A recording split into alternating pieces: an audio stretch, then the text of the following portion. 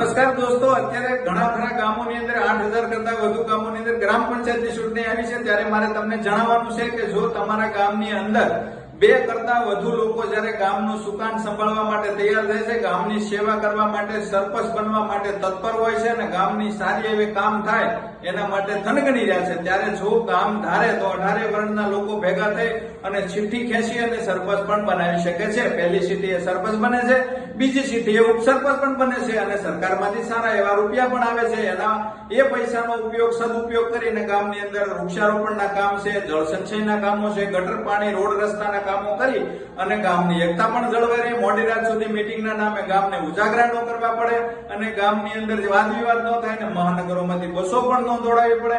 તો આના વિશે તમારા ગામની અંદર જો ચૂંટણી આવી રહી તો તમે શું વિચારી રહ્યા છો? સજ્જન લોકોને વિચાર કરવું ખૂબ અતિ જરૂરી છે. તો તમે ચોક્કસ તમારા મંતવ્યો કોમેન્ટ સેક્શનમાં જરૂર જણાવજો. ધન્યવાદ.